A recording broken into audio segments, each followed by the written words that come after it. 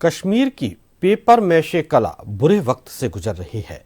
इसमें सजावटी चीजों को बनाने के लिए कागज की लुगदी का इस्तेमाल किया जाता है। कलाकारों की मांग है कि इस कला को जिंदा रखने के लिए इस पर और ज्यादा ध्यान देने की उनकी दरकार है। रिपोर्ट देखिए।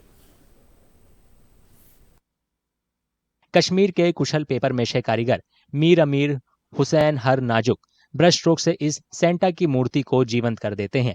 क्षेत्र के कई कारीगरों की तरह हुसैन दशकों से इस सदियों पुरानी कला का अभ्यास कर रहे हैं। ये परंपरा उनके परिवार में पीढ़ियों से चली आ रही है। इस पारंपरिक कला से मुश्किल सजावटी चीजों को बनाने के लिए कागज की लुगदी का इस्तेमाल किया जाता है। इसमें बाउबल्स और सितारों जैसे आभूषणों से लेकर दीवार पर लटकने वाले सामान और ईस्टर्न एग तक शामिल हैं। ये शानदार कलाकारी न केवल कश्मीर में बहुमूल्य है, बल्कि इन्हें दुनिया के मंच पर भी पहचान मिल चुकी है। ये मोस्टली यूरोप यूरोप में जाते हैं, जहाँ जहाँ पे क्रिश्चियन पॉपुलेशन है। तो हालांकि इसका जियोग्राफिकल एरिया अभी उतना कवर नहीं हुआ है, लेकिन इसकी मंडी जो है मैक्सिमम फ्रांस में है। फ्रांस से ये डिस्ट्रीब्यूट होता है, ये यूएसए में डिस्ट्रीब्यूट होता है, इंग्लैंड में जाता है।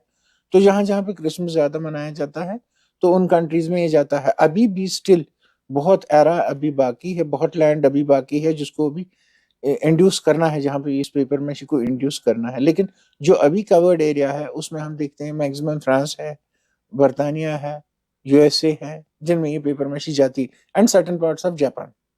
पेपर मैशे कला की उत्पत्ति फारसी परंपरा में हुई थी। मूल रूप से इसका जुड़ाव क्रिसमस से नहीं था।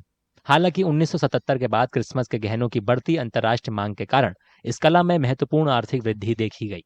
वैसे इन दिनों कारीगरों को बढ़ती चुनौतियों का सामना करना पड़ रहा है, क्योंकि वैश्विक संघर्षों से व्यापार प्रभावित हो रहा है। क्रिसमस के करीब इन कलाकारों को अच्छे काम मिलने की उम्मीद रहती है, लेकिन इस बार ऐसा नहीं हो रहा। पेपर मैशे बहुत नाजुक कला है। इसे पूरा करने में कई साल लग जाते हैं। हालांकि घटती मांग के कारण कारीगरों को आजीविका चलाना मुश्किल हो रहा है, जिससे सदियों पुरानी ये परंपरा खतरे में पड़ गई है। कलाकारों की मांग है कि इस कला को जिंदा रखने के लिए इस पर और ज्यादा ध्यान देने की दरकार है।